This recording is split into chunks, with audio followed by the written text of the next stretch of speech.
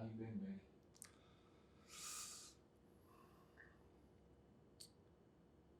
I've been good. I thought about the intention for today, about how I wanted to show up here. And it's funny, I actually called my first sponsor, the guy that brought me into recovery, and I was talking to him, and I said, I'm doing this thing, and because I wake up and I'm nervous, right? I wake up and something I think I've learned over the last while is the first thought I have in my head about something almost always is wrong. And the interior voice that I have, it's like the opposite of a cheerleader. So, I woke up and I was like, right away, and in my ear, are you gonna be good enough for that? Are you sure you can do that today? And it's crazy that even being aware of it and knowing it's there for years now, it's imbued in me. It's under my skin. It feels like it's part of my DNA. So I have that awareness of it, that I can talk it out, and I can call someone who knows me on a really deep level and just be like, man, I want to be real for them. I want to show up, and have him, really, he kept it simple. He was like, just tell the truth. That's all you have to do. Just be truthful. I got bullied a lot. I spent a lot of high school in fear. I started using the PG-13 drugs. Kind of daydreamed my way through a couple years of university and spent most of it blackout drunk. But when I came back to the city and I fell in love with my drug of choice, which was cocaine and whiskey in that combination, it was like this spiritual experience for me. And in that moment that I tried it that first time, I've heard people say this, and I totally identify with, I saw God, I found God in that moment, and I felt okay with being me. I don't want to get into crazy war stories or wreckage, and but basically I felt this thing. I remember at the end, it kind of felt like the edge of a cliff that I was approaching. And I didn't know what that cliff was, and I didn't know what was going to happen to me if I dropped off of it. But I could feel it, this weight, day-to-day weight on my chest. And my behavior was totally fucked up at that point.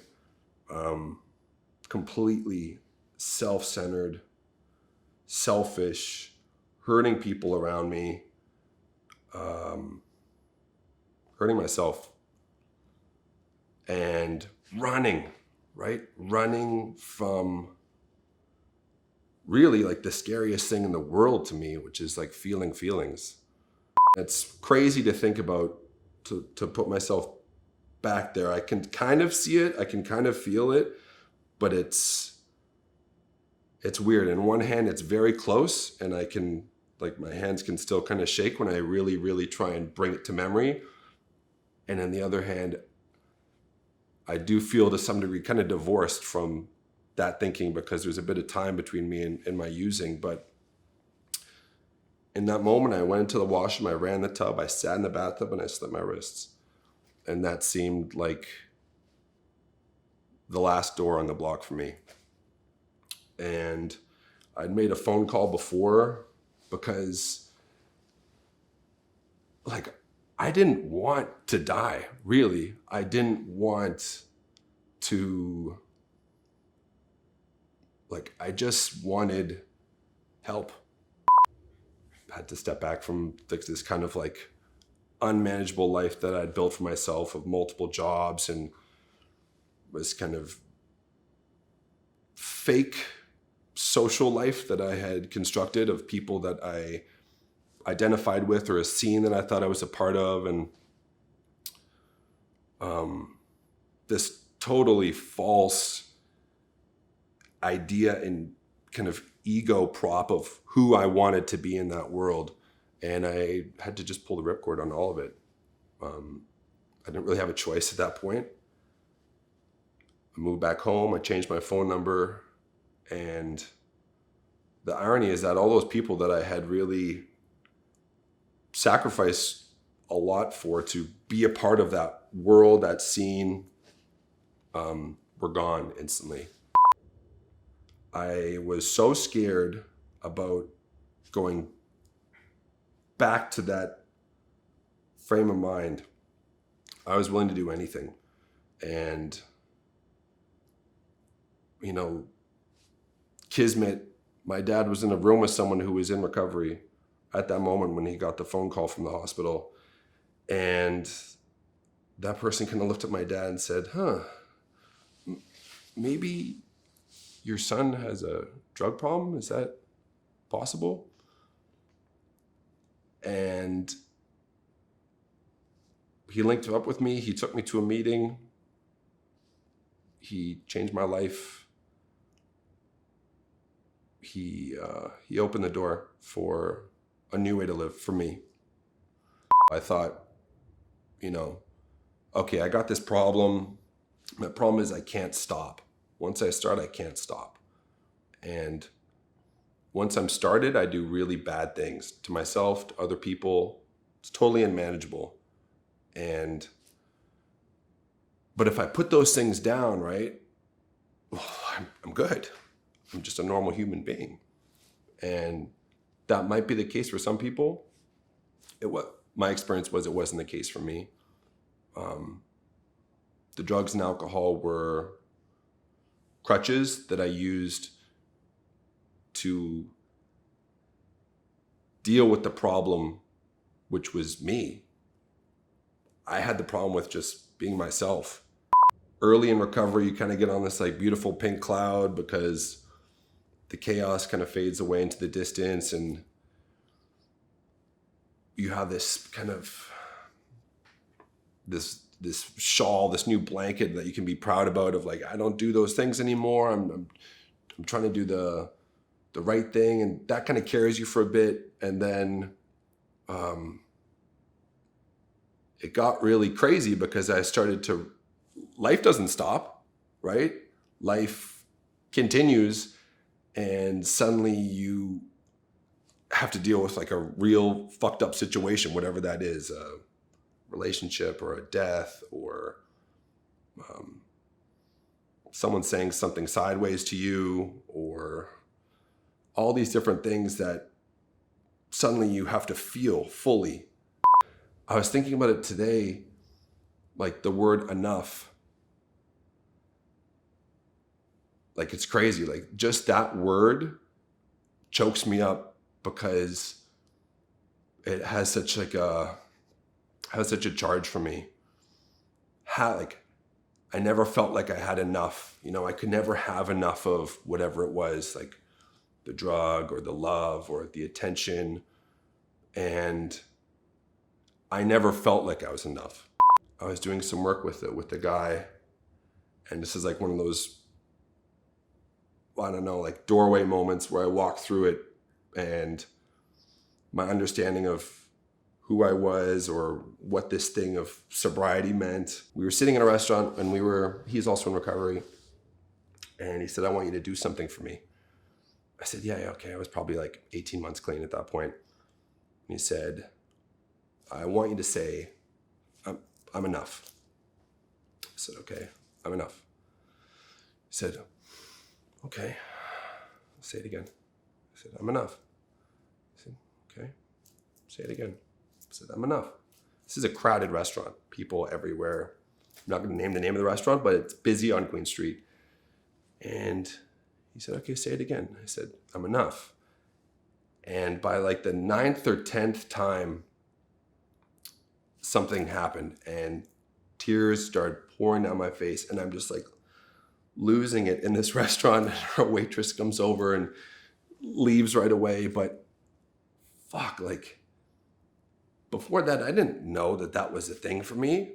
The beautiful thing, one of the many beautiful things about being in a room, talking with other addicts, talking with people who their brains work the same way, and you know, sometimes they have the same issues, sometimes they're wildly different people, but there's this like common ground, this connectivity.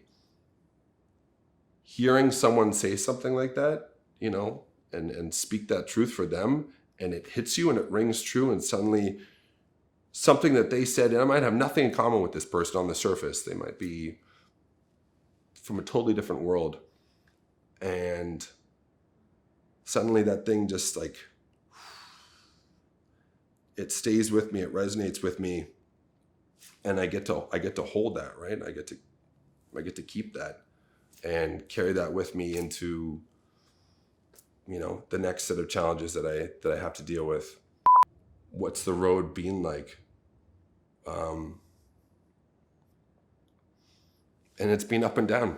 It's been amazing, and it's been fucking hard, and it's been terrifying, and it's been full of joy and recognition and love, and it's been lonely and totally connected with people, like, but all of those things have moved me slowly, maybe, towards a better understanding of myself, at least, even in some small way. You know, like this morning, waking up and being aware of the interior voice trying to talk me out of doing this, or trying to speak some fear into my heart about not showing up for myself. And, you know, I feel my best days are when I see that and I hear that voice, and whether it's something as simple as, oh no, you're too tired, like you're gonna crash at work, there's no way you can do it, or no, you don't need to go to the gym, or no, going to that thing with that person, it's not worth it, or just even just like, you can't. And saying fuck you to that voice, like the power that you can get when, you know, and like, I wish I could fucking hold on to that power, because it's so fleeting for me, right? And these amazing moments, whether AM, PM is crazy and it's the perfect night, or I have an amazing experience with someone, or, you know, a beautiful dinner with like the best people in my life, fuck, like, it's hard for me to really hold that and like keep that in. And, you know, I think one of my defects is like when the opposite thing happens, the challenge for me is to like let it go and not let it sit with me like some barb where it just kind of festers. That's like, that to me is worthy work. You know what I mean? Trying to figure that out. Something that someone taught me one time, and I use it all the time, is if someone says some crazy thing to you, or maybe it's just like a really normal remark, but it elicits some kind of crazy emotional response from you, taking a massive breath a few times, and even like leaning back, like creating physical space between you and that person, even if it's like an inch, and just breathing, like, fuck, it's great. Like, I wish I knew that stuff years ago. Like, that's so much better than doing a fucking keep up in a washroom with someone and like talking about how their stepdad loves them. Like, that's like, this is manageable. This actually helps. This works. A huge, huge thing for me is connectivity. Staying connected to people who I can truly be myself around, whether that's you know, like they say, like warts and all, like vulnerable, whether I'm up, whether I'm down. And a lot of those people are in the rooms in recovery, and there's a lot of those people who are just close friends. But,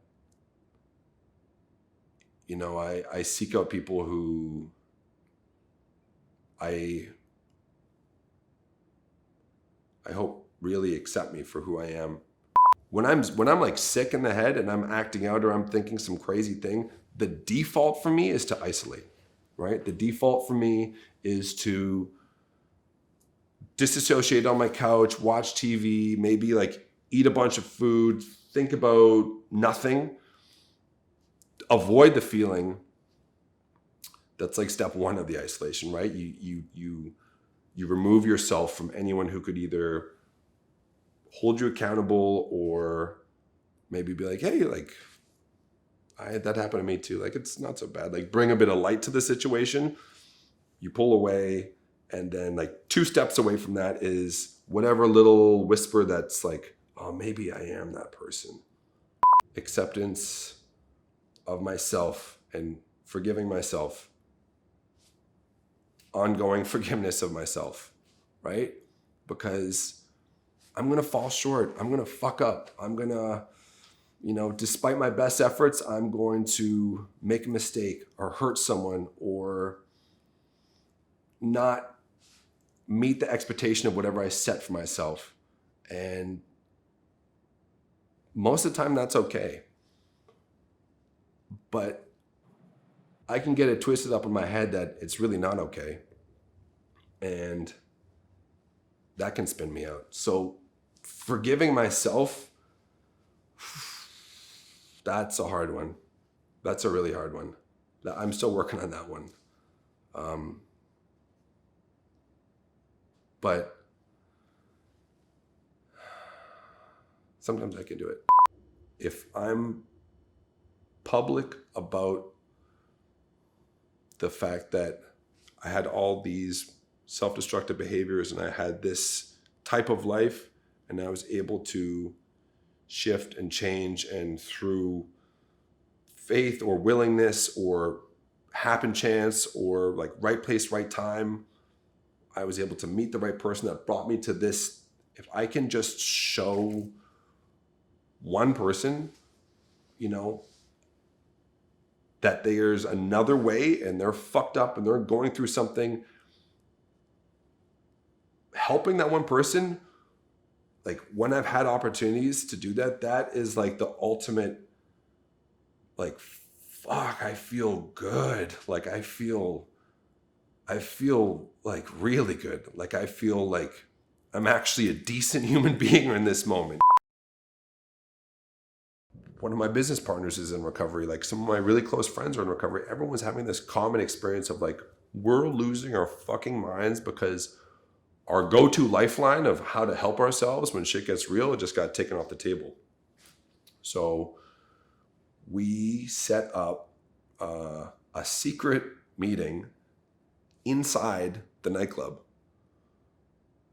which was like totally cloak and dagger. There was kind of like blanket fear about fines. If you were caught in a group of more than 6 people, it would be $100,000, or caught in it was like serious at that time.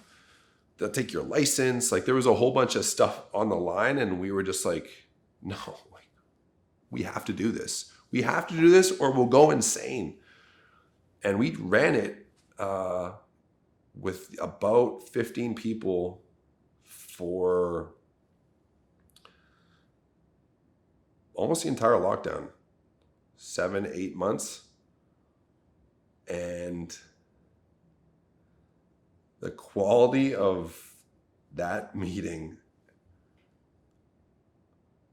it was in the winter, a bunch of drug addicts, alcoholics, sex addicts, food addicts, just the disease of addiction present in this room that had a bunch of booze 10 feet away. And we would turn the lights down low, really low, like 2%. We'd have a little candle going. And I don't know, the quality of those moments, like it was crazy. Like it still kind of gives me goosebumps to think about what that was like. And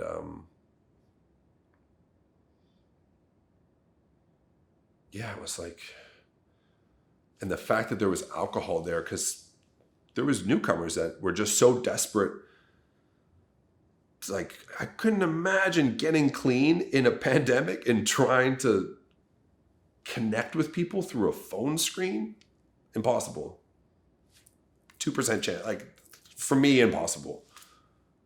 So the beautiful thing about that moment was like the people that were there really needed to be there. Like really needed to be there. And like myself included. And yeah, I actually celebrated 8 years in that meeting during a full, you can't be with more than 6 people. And there was like, I don't know, 50 of us. We invited other people that we knew that were there. And yeah, it goes back to, it's not even a desire. It's like oxygen, that need for connection as an antidote to